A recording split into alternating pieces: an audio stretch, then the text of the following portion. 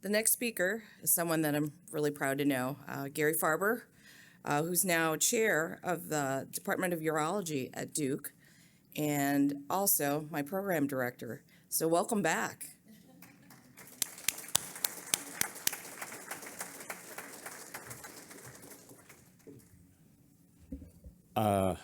Simpa, I don't know why I'm up here because you gave my talk. No, honestly, it's great to be here, and I am so proud to be a Nesbit member. This is, to me, probably the preeminent urology alumni groups in the country, and congratulations to Ganesh and all the faculty here. It's really an honor to be here, and thank you all. I thought I'd, first of all, I have no disclosures. I had to put that slide in. Looking back, everybody knows that I'm a huge fan of sports, and I had the distinct pleasure of being able to view sports in a number of great venues. I don't think there's a better football venue than the Big House, and I'm looking forward to Michigan absolutely squashing Minnesota tomorrow.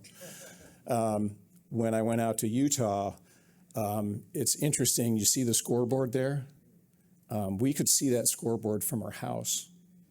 So I could watch the game on the, by my pool. But the noise in Eccles Stadium is unbelievable, incredibly loud, probably the loudest stadiums I've ever been in. Those who know me know that me going to Duke was like an anathema. I mean, it was really challenging, to say the least. But I'm a huge basketball fan. I love college basketball. And I've always wanted to see a basketball game in Cameron Arena. And I got to tell you, it breaks my heart to say this, but it was worth it. It is a great venue. This is the Duke North Carolina game last year. And this is the view that we have from our season tickets. So if you ever want to come to Duke and you want to go see a basketball game, you might want to, get there early. So when Kathy, my wife, took the job at Utah, I had been a lifelong Michigan person. I bleed maize and blue, I still do. And I went through a period of depression when I heard that she was going to go to Utah and that I was going to have to join her there because I really wasn't sure what I was going to do. And I hearkened back on probably one of my favorite movies, The Shawshank Redemption, where Andy Dufresne says, get busy living or get busy dying. I thought I better get busy living. So I talked to the health leadership at Utah. And, they asked me, well, what were your experiences at Michigan? And I said, well, I was the medical director of the Livonia, clinic, and I also did some work with their ASC. And giant leap of faith on their part in that they said, okay, you can be a medical director of one of our big satellite clinics, and you can also put together our ambulatory surgery program in Utah. Huge leap of faith. So they put me in charge of the South Jordan Health Center, 208,000 square feet, has a standalone ER, urgent care, ASC, pharmacy, 110 exam rooms that houses both primary care and specialty care, eye center, Huntsman was there, a big call center in the basement, labs, a big cafeteria, and probably most importantly, it had a Starbucks. And they really wanted me to set up a new team which had been previously dissolved and make this center profitable. So how do you go about doing that? Well, I had no frickin' idea. But I asked a lot, and there happened to be a leadership program sponsored by the Utah Health and the business school at Utah. It was a year-long program, and that was the first really smart thing I did because it allowed me to network with a number of leaders within the health system and as well as the university at large. So that was one good thing. The other is I learned from David Bloom about getting out and joining the people. So I did a number of Gemba walks through South Jordan, met everybody, which was an awesome thing. And the other was make sure that they see you do something early to show them that you really care. So, look at small wins. I remember going through the ED and they had a microwave that had broken down. I said, we can fix that. So we bought them a new microwave that day, and they never forgot it. And then the other was created programs where we tried to offload the burden on our clinicians. I was talking to Mike Rashid about this, about the burden of Epic, especially the in-basket. Well, we created programs for our clinicians where they had a MA who was at your elbow, who sat at the computer, who would answer all of your in-basket messages and get you set up so all you had to do was sign or give orders or whatever, so that by the time you were done with your clinic, you were done with your in-basket. That was a huge, huge win for me. So what happened at the end, we ended up, the first year, we had a margin of 16 million. The second year, we had a margin of 19 million. And the year that I left, we had a margin of 29 million. And I had a team that was all put together, and I was really happy to say that most of that team is still in place, and they're doing a great job. So when I went to Duke, I think the leadership there also took a big chance on me. When Kathy said that she was going to take the department chair job at Duke, my financial advisor said, Gary, you don't really have to work if you don't want to. And Kathy said, over my dead body. So I said, well, okay, I better find a job. So they were looking for someone to help to run their ambulatory surgery platform. And again, they took a leap. And now my first big job at Duke was to set up the similar team that I set up at Utah about putting together their ambulatory surgery platform. And these are just some of the places that we worked. Oops. So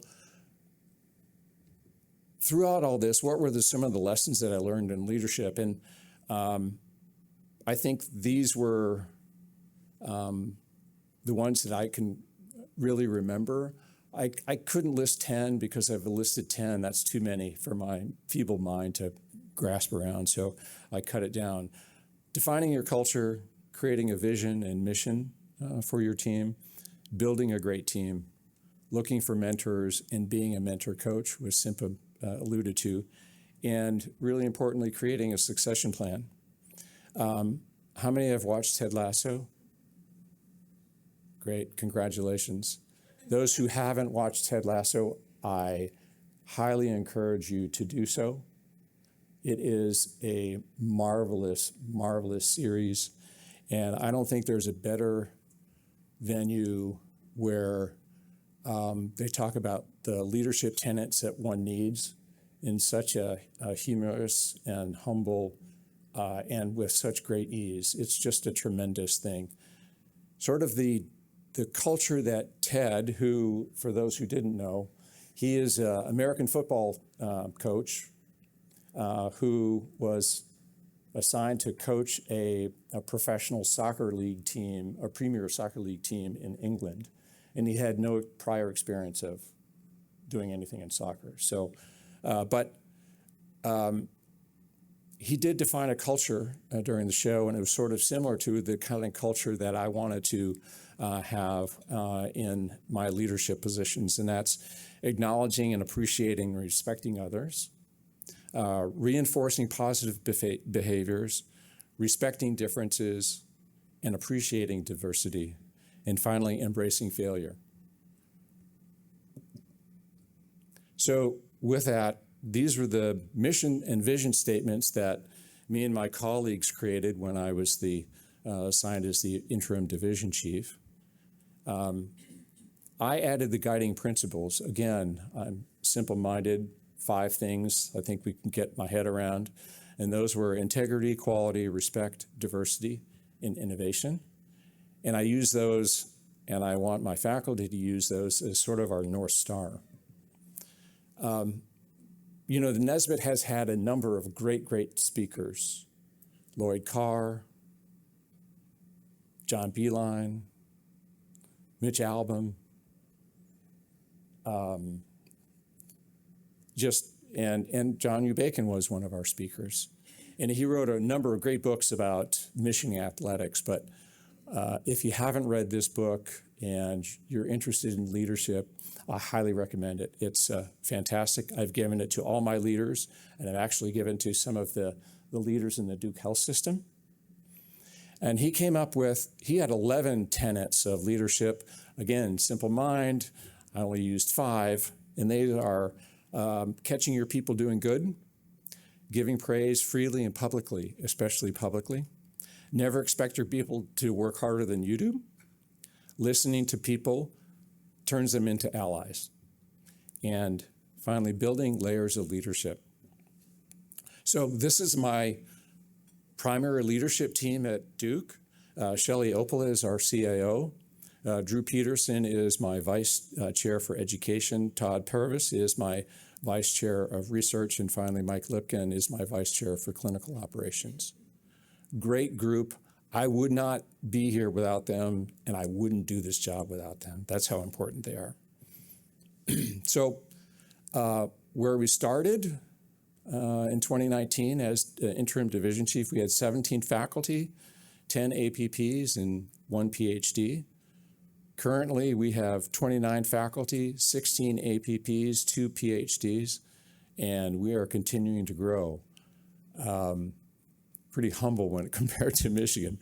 I got to tell you, when I started as a faculty member here in 1989, you know how many faculty members we had? 5. So it's amazing the transformation that's occurred, just utterly amazing.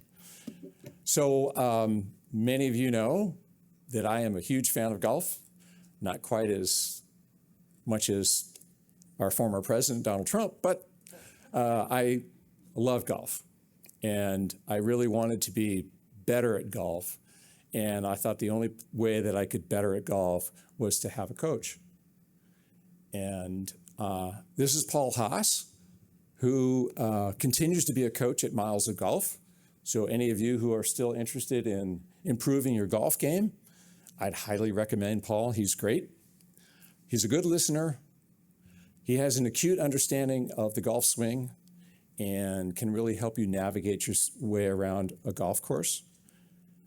He's inspiring, but also realistic, which I think is important. This is me on a green. Anybody recognize that hole? Pebble Beach. That's the 7th hole at Pebble Beach. And that is my birdie putt, which I'm happy to say I sank. Yeah, thank you. So, as in golf, I felt I needed a coach in life. And so I was really fortunate to have 2 great coaches, Diana Wong, who actually is from Michigan. I used her here as well as when I was in Utah. And Scott Young, who is my current coach at Duke. They have all the same attributes that Paul had, but also they helped me deal with imposter syndrome. They allowed me to, I think, improve my emotional IQ. They helped me refine what my professional skills were and what I needed. Helped me to sort of steer where I wanted my career to go, as well as where I want our department to go, and helped me navigate challenges with transitions. Surgeons are usually not very good at transitioning, and I am definitely one of those. So I did have role models, and I'm sorry that Jim isn't here because I'd like to give shout outs to both Jim and David. You know, you always want to have people, role models, mentors that you could look up to as great examples.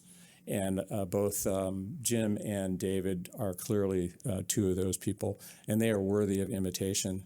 Many of you know Jim Monty, brutally honest.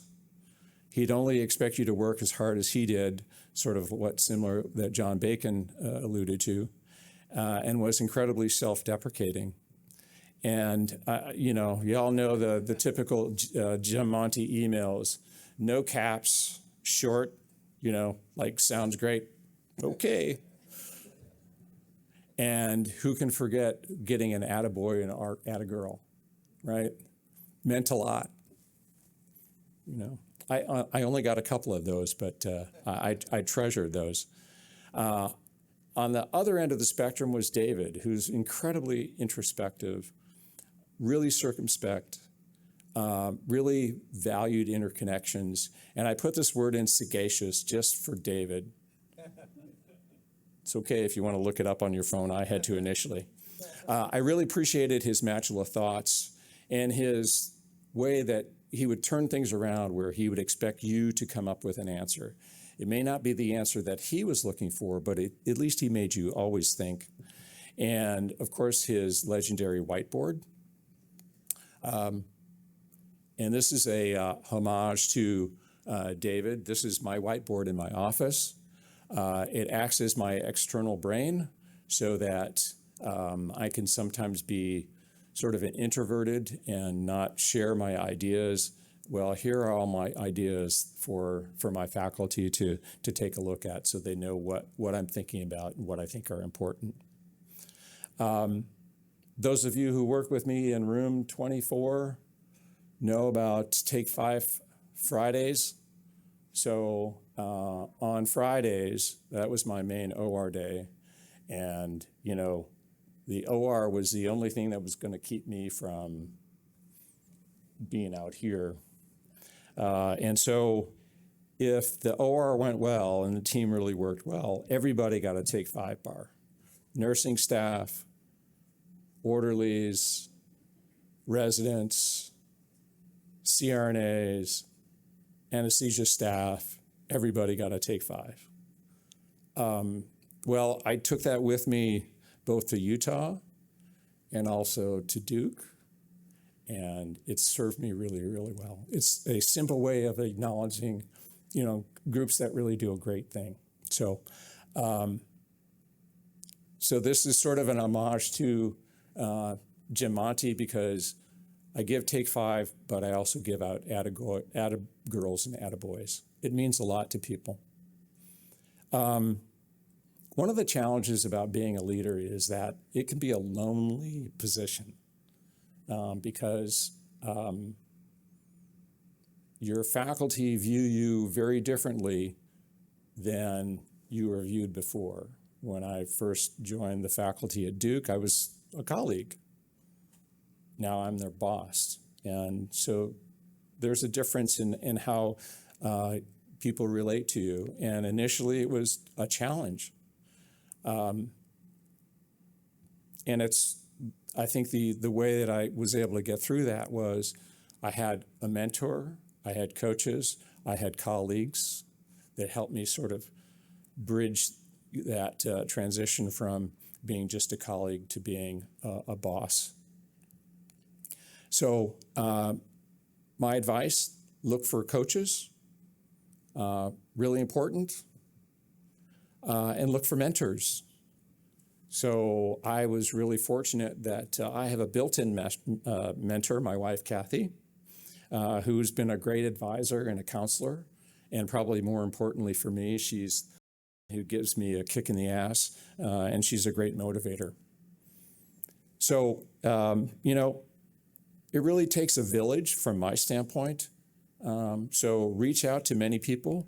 I've reached out to my bosses. I've reached out to mentees, not too many of them here, but there are. I can say that I've learned probably as much from my mentees as I've given to them, so I really appreciate it. Colleagues, you know, my professional coaches that I've used, and certainly family. And nobody will be more honest with you than your family. So use them. And finally, creating a succession plan. So identify the critical roles that are necessary. Identify talent. And if the talent isn't within your organization, go out and get it. Nominate succession candidates. Assess what you need from a development standpoint. Draft what a successful profile looks like. And like John U. Bacon said, let them lead. So here are my lessons in leadership. Define a culture, create a vision, and define your mission. Build a great team. Look for mentors, coaches, and be a mentor and coach yourself. Create a succession plan, and probably most importantly, just enjoy it. And with that, it's been an honor to have a chance to speak with all of you today, and go Blue.